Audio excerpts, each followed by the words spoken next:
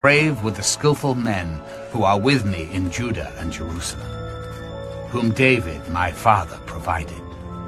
Also send me cedar and cypress and algum logs from Lebanon, for I know that your servants have skill to cut timber in Lebanon, and indeed my servants will be with your servants, to prepare timber for me in abundance, for the temple which I am about to build shall be great and wonderful.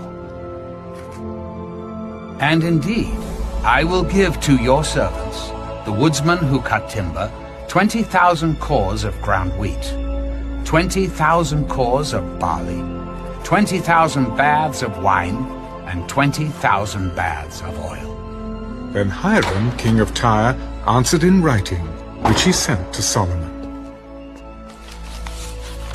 Because the Lord loves his people, he has made you king over them.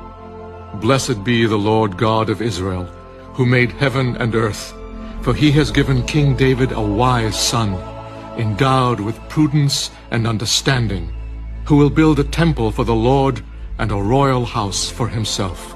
And now I have sent a skillful man, endowed with understanding, Huram, my master craftsman, the son of a woman of the daughters of Dan, and his father was a man of Tyre, skilled to work in gold and silver, bronze and iron, stone and wood, purple and blue, fine linen and crimson, and to make any engraving, and to accomplish any plan which may be given to him, with your skillful men and with the skillful men of my lord David your father.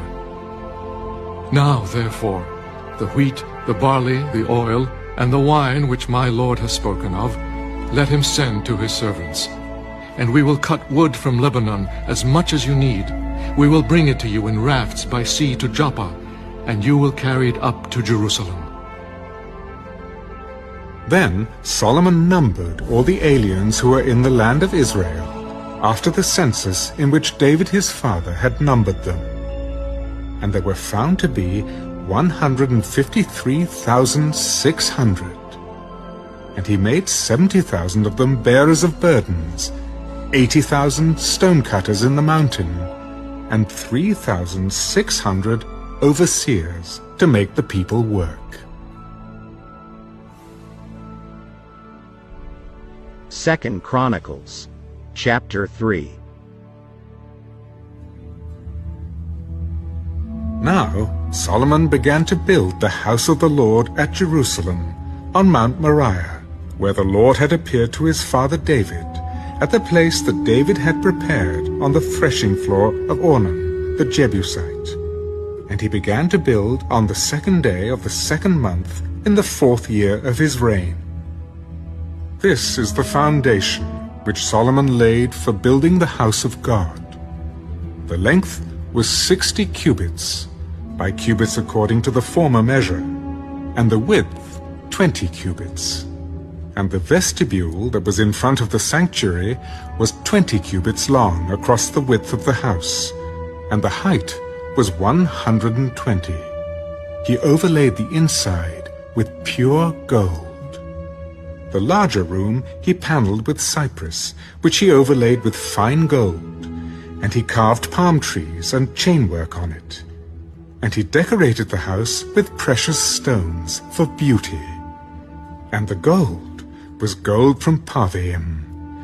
He also overlaid the house, the beams and doorposts, its walls and doors, with gold. And he carved cherubim on the walls. And he made the most holy place. Its length was according to the width of the house, 20 cubits, and its width 20 cubits. He overlaid it with 600 talents of fine gold. The weight of the nails was 50 shekels of gold, and he overlaid the upper area with gold.